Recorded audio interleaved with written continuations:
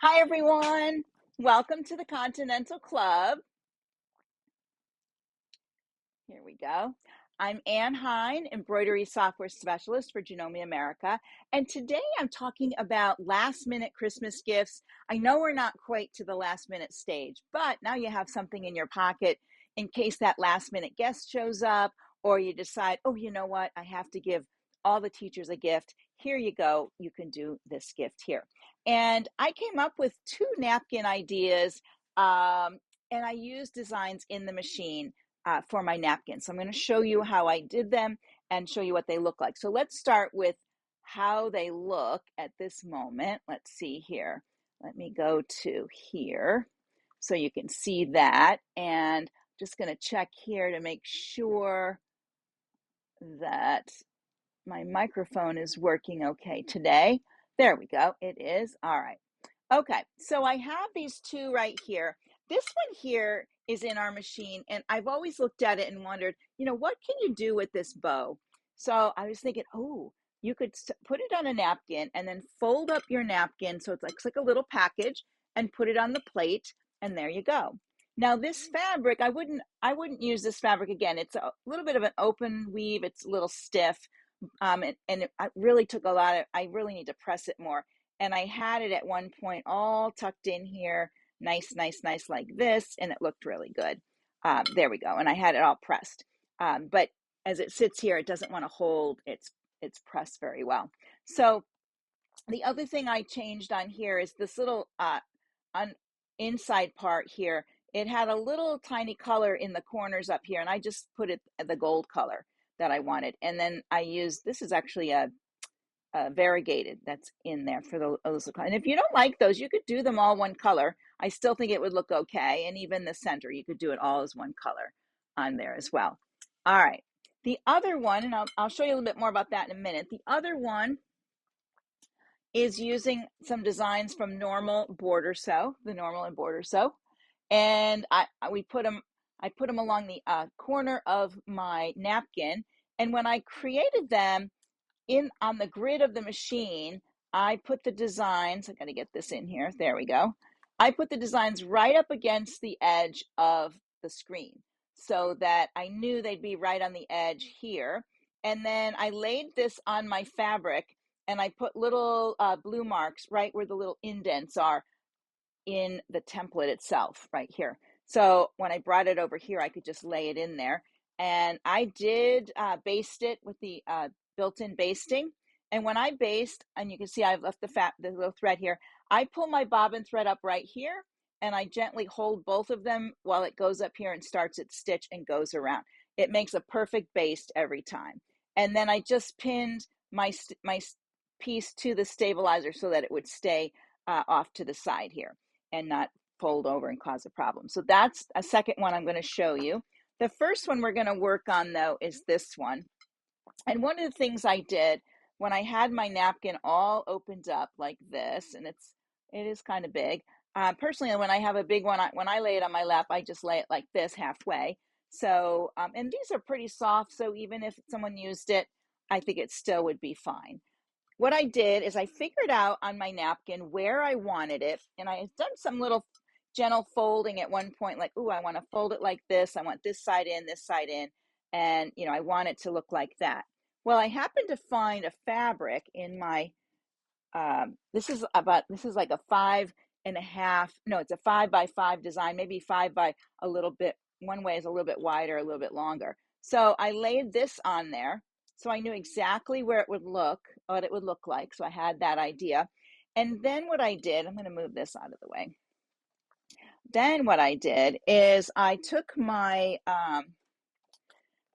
when you see where I've moved it in the machine, I took the design and slid it all the way over so that this edge was right along here. And then I lined up the center of this right along the line. So it looks something like this in the hoop. And let's see if I can hold that up to show you what that's going to look like. So in the machine, it was looking like this. You see where that line is? And then I took my fabric, because I'm very visual, I have to see where everything is, and I laid my fabric on here like this. and I drew my crosshair on my fabric. And then I just pinned the fabric where I needed it to be. So now when I take the fabric to my machine and my hoop, let me open it. I had it pinned on there. I opened this up. I took it to my hoop. I can hoop it if I want, or I can use I could float it. But I put a T there so I knew which was the top. So I had it right there. And then when I lay my grid on it, I know the grid has to match that crosshair as I put it in the hoop. So I would hold it like this and put those little side notches in like so. Let me get it in there. And the one on this side, the one on the top, and the one on the bottom. And then once it was where I wanted it, sometimes I have a little bit of sticky on here to hold it. And I use this, instead of like a spray glue, I like to use this here, the ODIF, and it's a 505. So it's a temporary glue stick. So it's easy, it's not messy. You just put a little bit on the back here or on your stabilizer, and then it'll hold it for you just a little bit till you get everything situated. And of course, you can hoop the whole thing as well. But for me, having that mark on there really helped, especially this part, because it really sits off center of a square, and it is going to sit off to the side when you have it hooped like this. You can see how it's kind of off to the side on there. I'll move it over so you can see. Okay. All right. So let's go to the machine and I'll show you where the design is and how I moved it. I'm going to move my chair first and then I'll move the camera. So let me go ahead and I'm going to put the camera on me. Let's see what we do here. There we go. All right, so let's go ahead and I'll move this over this way. And then I'm going to put the camera up right here so you guys will be able to see. Hang on one second. I will move my position. Let's get that over there. I might adjust that some more. Hold on. Let's get that view for you. There you go. All right. I do have a piece of paper over here trying to block the glare. You know what? I probably need a great big sheet across this whole side of the room or something just to get all that to go away. But here we are at our machine.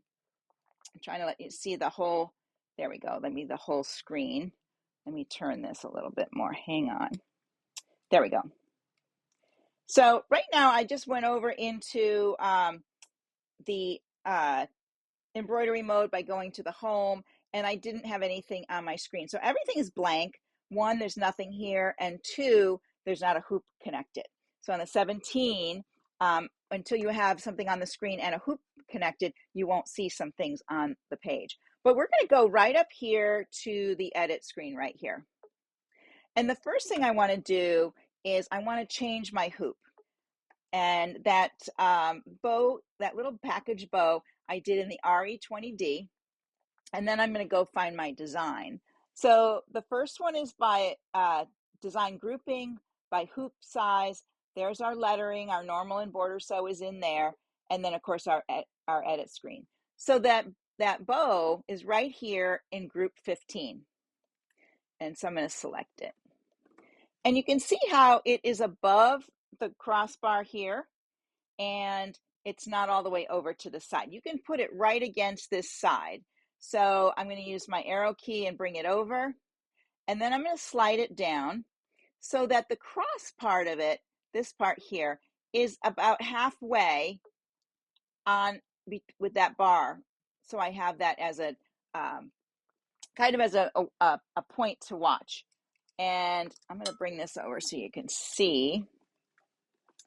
Let me get the brown part off of here, and I'll put this in.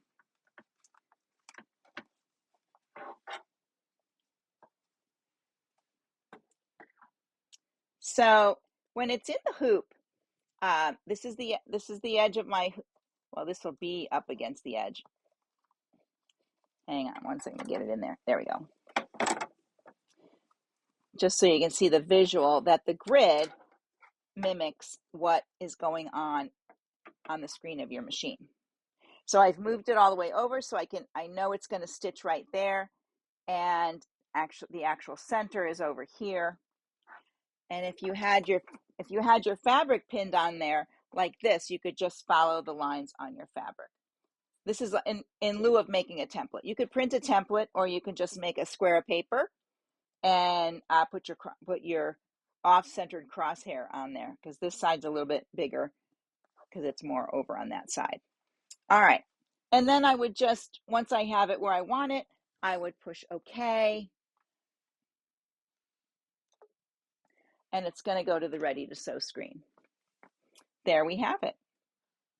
Now, if you wanted to, you could make those color changes right here, where we're going to. I'll show you where to change colors on the next design. But you could have it in here, and you can go to your color wheel, and you could pick the colors as it goes through. That's that big part there, and then that's the underside. That's that little part that I'm going to make that color, and then that's that pink out there. And that's the last color. If you didn't want it that color, you could change it and touch OK. Now you have your color changes. So that's using the color wheel.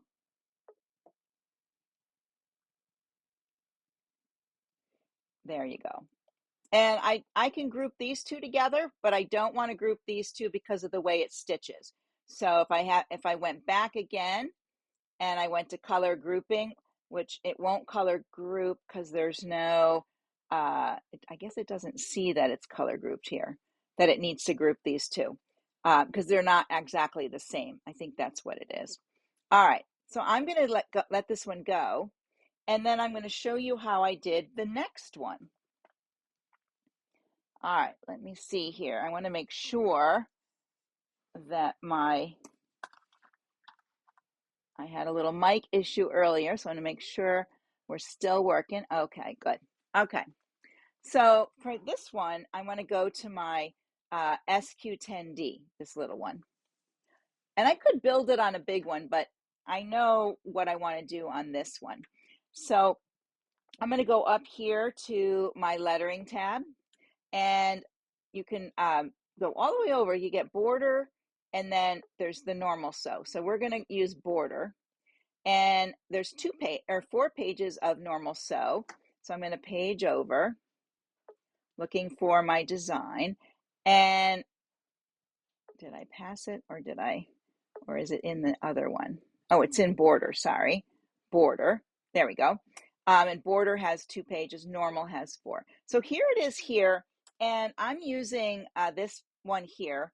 You could choose this one here. It already has the little berries in the center, but that will stitch all one color. So I wanted my my things to be green, and then the berries in the center to be red. And these are the same size. It's just that they're in different positions. When you touch them up here, you can see one's down there, the next one's going to be up there. So I just used the first one. Doesn't really matter on there, but we're not going to pick those just yet. I want to pick this here, and I'm going to put 3 of them in, and I'm going to do OK. And I'm going to move this down here. And I'm just going to put it off to this far side first because I have something going in the corner. I do want it over here as well, but I want to do some things out of order so I can show you how to order your design. And the next thing I want to go back, and I want to get one of these berries. I can't do a row of them. I could if I could figure out like how big that was. So what I could do, like I could try this. Let me see. If I go back 1, 2, and I use this one, let's see where that one goes, and I do OK. If this was still in there, it might be in the right spot, but I don't think it would be. All right, so I'm going to put that down here, and then this would be my berry, and I do want to change the color of that right away, so I'm going to make it red, and OK, and then that was going to go right here on top.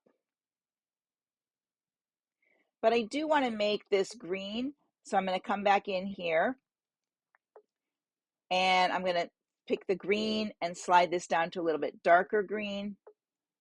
There we go. Well, there we go. And OK.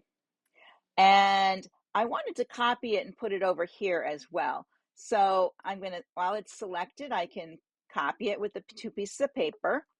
And then I have to, I don't know if it'll let me rotate it. Oh, it does. And I have to move it in order for it to come. Did you see when it was over here? When I first rotated it, it was kind of gray. And I'm just going to move it over to that side and touch OK, or it doesn't stay in the position. So this design is a little narrower on one, little wider at the bottom, narrow at the top. I have my berries, so I can, oh, I don't want to do that. I copied that twice by mistake. There we go. I want to select the berries, and I'm going to copy them, and I'm just going to push my arrow key and bring it over here. There we go. Copy again, push my arrow key.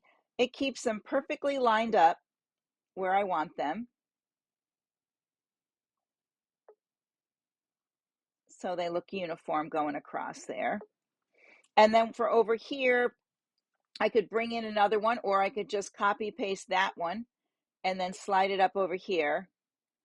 And I could just sink it back down in here like this. And if I like that, though, I think I would rotate it just a little bit. There we go. Maybe a little bit more. There we go. And then I could copy paste that, use my key, my arrow, up we go, a little bit more. And then I'm going to copy paste again and go over here. Now I could group these over here and copy paste them, but I can't rotate them. I could copy paste them, like if I selected, let's do this, the grouping icon. If I selected this and then went, let's see, let's do this one, and then it has everything selected. I don't want that. I want this one where I select the things I want. There we go. So I just have these 3 things selected. I don't want that, so undo that one. And then I could do OK, and it gives me the options of copy paste, and I could copy paste it and move it up, but I can't rotate it because once I go back here, they're individuals. So it doesn't really help me. So I'm going to delete that now. I think, oh, wrong that way. If I keep copying it on top of itself. There we go. All right, so I have my 2 in there. Now I can put in the one in the corner, go back to my designs, pick another one, and OK. And I'm going to completely rotate that. I think it's a little narrower at that side, so I'm going to come over here and I'll bring it around like this, drag it down into the corner like that. There we go. And then OK. I can change the color of that one.